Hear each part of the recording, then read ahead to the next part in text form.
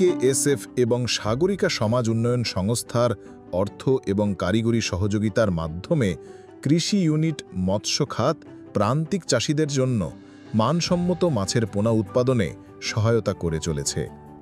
আব্দুল আজিজ আজাদ সুবর্ণচর উপজেলার ২ নং চরবাটা ইউনিয়নের একজন পরিশ্রমী ও দূরদর্শী উদ্যোক্তা।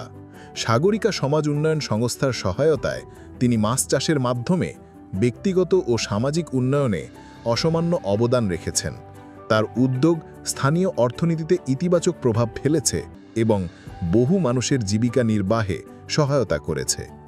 ২০০৬ সালে সাগরিকা সমাজ উন্নয়ন সংস্থা হতে মাত্র ৩,০০০ টাকা ঋণ নিয়ে পাতিলে করে মাছের পোনার ব্যবসা প্রথম শুরু করে এবং তিনি নিজেকে গড়েছেন একজন সফল উদ্যোক্তা হিসেবে।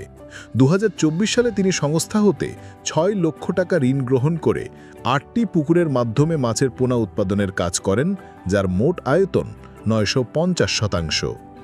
২০২৩ সালে তিনি ৭৫০০ কেজি মাছের পোনা উৎপাদন করেন, যার বাজার মূল্য ১৫ লক্ষ টাকা।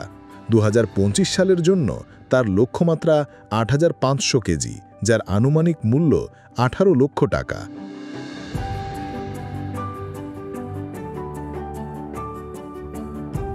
সাগরিকা থেকে আমি ৩,০০০ টাকা যখন ঋণ নিই,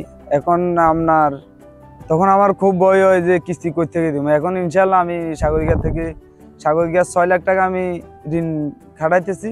৬ লাখ না, আমার যত সম্ভব, যদি আমি আরো বেশিও চাই ওনারা দিতে আমাকে ইচ্ছুক। আর এখন আমার আল্লাহর রহমতে ১৫ একর জমির মতো আমার লিজ সহ, আমার নিজেরগুলো সহ, বন্ধকি সহ, লিজ সহ আমার এখন ১৫ একর জমিতে আমার মাছ চাষ হইতেছে।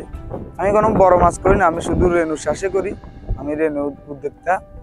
আর আমার এখানে কাজ করে মনে করেন এখন আমি আর ময়লা যায় মাছ বিক্রি করা লাগে না। আমার মাছ আমার এখান থেকে ব্যাপারী আছে আপনার ৪৫ থেকে ৫০ জন বা আরো ২-৪ জন বাড়তে পারে।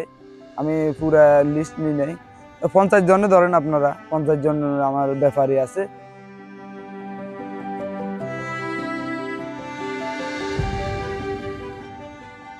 তার স্ত্রী হাসিনা বেগম প্রতিটি ধাপে তার সহযোদ্ধা ছিলেন। একটি সফল উদ্যোগের পিছনে পরিবারের সমর্থনের যে শক্তি রয়েছে, তিনি তার এক বাস্তব প্রমাণ।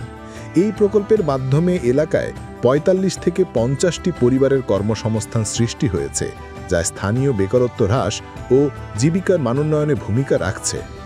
আজাদের নিষ্ঠা, উদ্ভাবনী মনোভাব এবং সামাজিক দায়বদ্ধতা তাকে একজন আদর্শ উদ্যোক্তায় পরিণত করেছে।